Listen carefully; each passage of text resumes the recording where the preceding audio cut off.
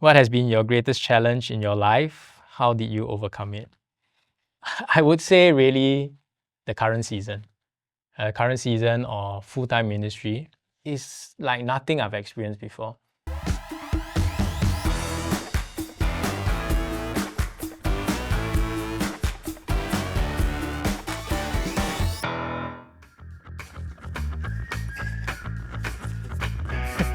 All right.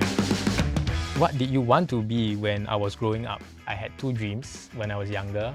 The first was to be a paleontologist. It means to be someone who digs up dinosaur bones. I really loved dinosaurs as a child. I had many coloring books and videos. If I could discover a dinosaur, a full collection of fossils, and we put it in a museum, they're really cool. Clearly, I didn't understand that, okay, Singapore really got nothing. The other thing that I really wanted to do was to be a marine biologist. Growing up also, I really loved going to underwater world, which was the aquarium back then, right, Sentosa. And I would like to watch shows about the undersea, the deep. I did do a basic course in scuba diving, but I must say, reality hits different. For me, scuba diving is extremely uncomfortable because I got sinus, right? So you put on the mask, and then like my whole time, my nose is leaking. So I also think like, wow, actually luckily I never pursued this because I would not like it at all. Share with us one of the most mind-blowing moments you've ever had. So as I said, I'm not really a fun person, but there was maybe one fun thing that I remember that I did when I was studying for my bar. I went with two friends to Tonga. Tonga is a group of islands, right, off Fiji. And we went there to swim with whales. Yeah, that's pretty crazy. Like for me, right, to think of like this adventurous guy. Actually, I'm an introvert. I want to stay at home. But they somehow psyched me to go say, yeah, you will start work soon. You will never have this opportunity again. Okay, I go with you, okay? And the idea is this, right? Like the whales, it's humpback whales, so they're pretty large, 6 meters and all that. They would go to Tonga because of the warm waters to mate, to give birth. And then the guide would be like, okay, there's a whale there. All jump in and swim towards there. And we're just like in life jacket and snorkel gear, right? The water is so deep, right, that it's just blue. You see nothing. So it's quite scary, right?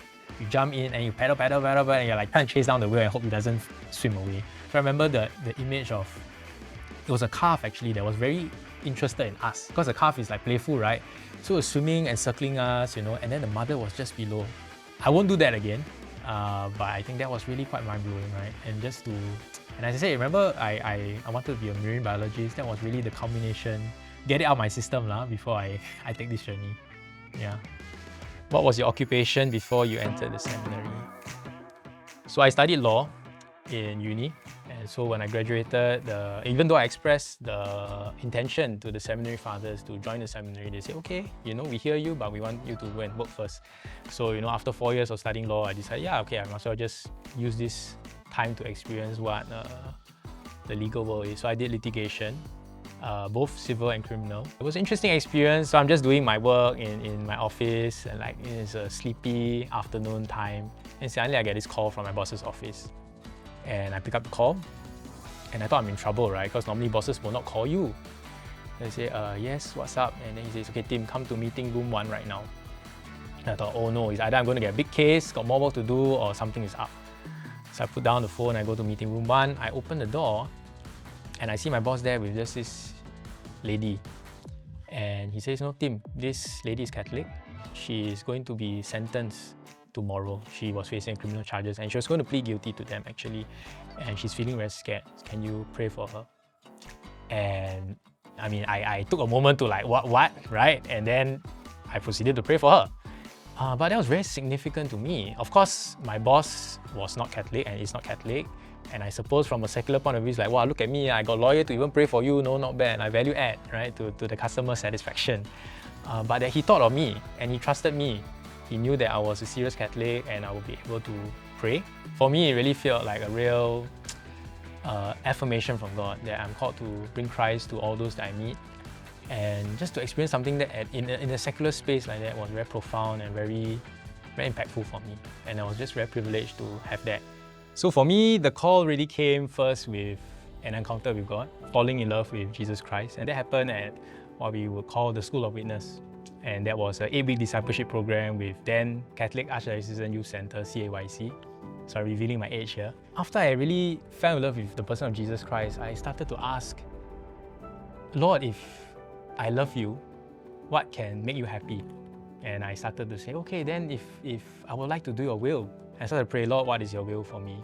And that was the first time I actually prayed and asked for that. My whole life I was just doing the right things, going to the right school, studying hard, being involved in church, but never was it about seeking the will of God. And so when I started praying that prayer, I began to realize for the first time in my life, as I would go for Mass, attend Mass, I would suddenly get interested in what the priest is doing and saying. So I remember having thoughts like, okay, if I were preaching this homily, what would I say? Even the confessional, when I received the sacrament of reconciliation and the priest is absolving me, I'll be thinking to myself, what would it feel like to say these words to someone? And became this deep curiosity and attraction to the life of a priest. And of course, that came with it a lot of fear and a lot of confusion, because at that point in time, I was actually in a relationship. And I thought, okay, maybe this is just a passing phase, I love Jesus, and so that's why this is going on, it will go away after some time. Actually, it didn't, right? In fact, the draw, that desire increased over time, even while I was in the relationship. And it really came to a point where a mentor challenged me, and I had to be honest with myself. At that point in time, I really felt more drawn to the priesthood and the life that it represented for me. I felt like there's this deep availability of self-gift that is for everyone that I meet. And it became such a fire in me and a deep restlessness in me that I couldn't ignore it any longer. So of course, did the difficult thing. I broke up with my girlfriend then, and really took the path to start discerning properly. I grew up in the Church of St. Francis Xavier, and we had quite a strong youth community and mentors there. There were two older men who were journeying with the younger communities there. That was Dan, Jude David, and Terence Casavan, who are now respectively priests. So they were not even seminarians then, and we all grew up together in some way, but they were the adults, or rather the young adults for the youth at that point in time. And so particularly Father Jude David, then Jude to me, was our mentor, right? And he really spent that time with us, and I guess you could say that his charism for the young people, of course now he's a chaplain for Office for Young People, but that was really active in that point in time. And so as he continued in the seminary, and after that, even as a priest, right, he continued to journey with us and with me in particular. And actually he was one of my spiritual directors while I was discerning the priesthood, going into the seminary. The other priest that I would like to highlight would be my spiritual director, Father Christopher So. He is a Jesuit, right? And I was introduced to him by some friends. And I'm very appreciative to him because of his own background in spiritual direction and the fact that he helped me during the tumultuous time when I was with my girlfriend.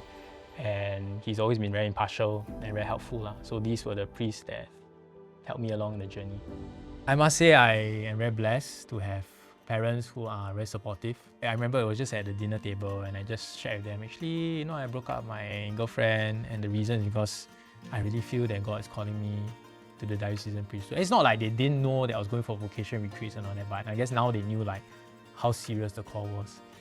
I remember there was some silence, and then my mom cried, right? Because I guess she really liked my girlfriend then. But I think they really affirmed me and they said, whatever you do, we support you, we love you. And that has been consistent throughout my whole life. Yeah, and really my family has been that haven of security.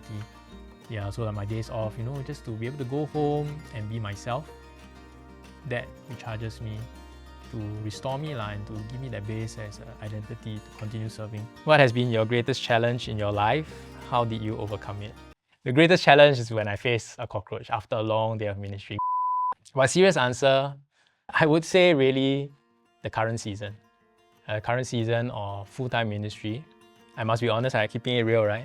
Is like nothing I've experienced before. Seminary life is quite sanitized, it's quite routine. Full-time ministry is a whole different ballgame altogether. What it demands of me, I think, in terms of my time, my energy, my presence, being able to trust the Lord that despite all these needs that I see that are so overwhelming, and I feel pushed to the limits of my humanity, right, in some sense, like even with all my gifts and talents, it is not enough. And truly the priesthood and the ministry is a supernatural thing.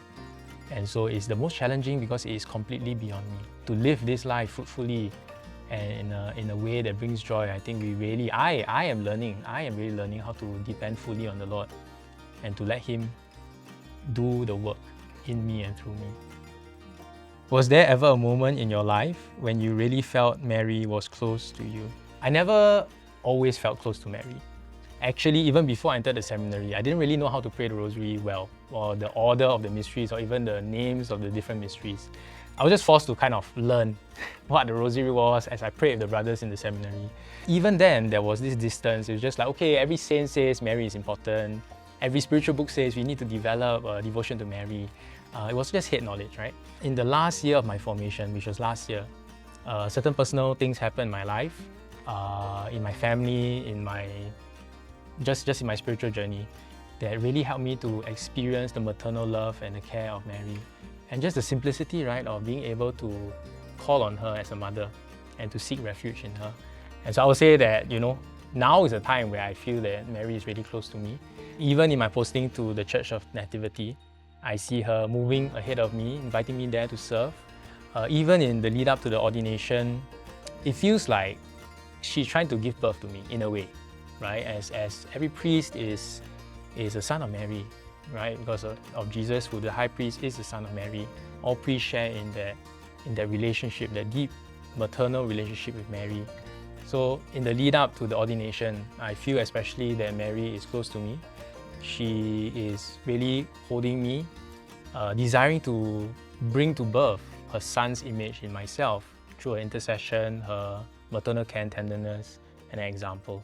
So I think this is the space where I especially feel that Mary is close.